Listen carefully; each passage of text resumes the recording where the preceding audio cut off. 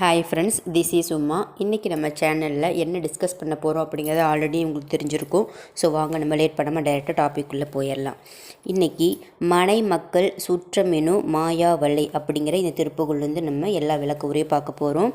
So மனை மக்கள் சுற்றமெனும் மாயாவலை அப்படிங்கிற இந்த வரிக்கு என்ன அர்த்தம் அப்படின்னா, எண்ணில் கோடி யுகங்களாக எண்ணில் கோடி பிறப்புகளை மாறி மாறி எடுக்கக்கூடிய நம்மளுடைய ஆன்மாக்களுக்கு ஒவ்வொரு பிறப்பிலும் மனைவி மக்கள் முதலியோர் மாறி மாறி வருகின்றார்கள்.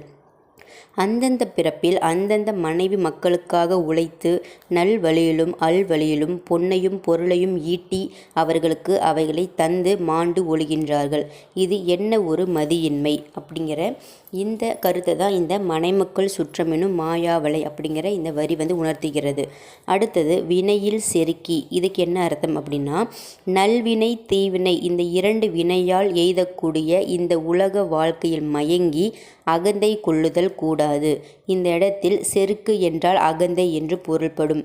அதை செருணர் செருக்கருக்கும் என்ற திருக்குறள் மூலம் நாம் அறியலாம். நீர்க்குமிழி போல் தோன்றி மறையும் இல்வாழ்வு நிலையில்லாதது. அதனால் அறிவுடையோர் அழிகின்ற வாழ்வை பெரிதென்று கருதாமல் அழியாத முருகப்பெருமானுடைய முத்தி இன்பத்தை நாடி அதற்குரிய வழி வகைகளை உணர்ந்து அதனை இந்த பிறவியிலேயே பெறுவதற்கு அதி தீவிரமாக நாம் அனைவரும் முயலுதல் வேண்டும் என்பதுதான் வினையில் செருக்கு அப்படிங்கிற இந்த வரிக்கு உண்டான அர்த்தம். அடுத்தது விழலுக்கு இறைத்து விடலாமோ. விழலுக்கு இறைத்து விடலாமோ அப்படின்னா, இந்த இடத்துல விழல் அப்படின்னா ஒரு வகையான புல் என்று அர்த்தம். அது ஒன்றுக்கும் பயன்படாது. ஸோ புல் எதற்கும் பயன்படாது. அதுபோல் ஒருவன் பெரிய கிணறு வெட்ட பெரும் பொருள் கொடுத்து மாடு வாங்கி நன்றாக உழுது எருவிட்டு இன்னும் உழவுக்கு வேண்டியன எல்லாம் செய்தான்.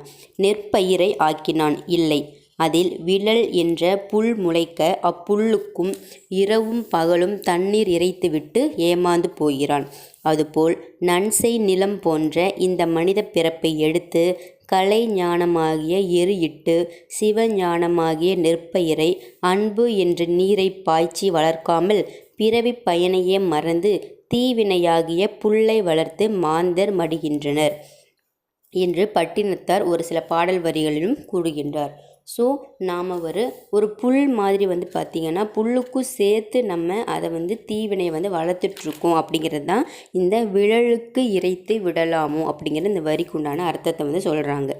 அடுத்தது சுனையை கலக்கி விளையாடும் சொரூப குரத்தி அப்படிங்கிற இந்த வரிக்கு என்ன அர்த்தம் அப்படின்னா, வள்ளியம்மையார் மான் வயிற்றில் தோன்றி குறிஞ்சி நிலமகளாகிய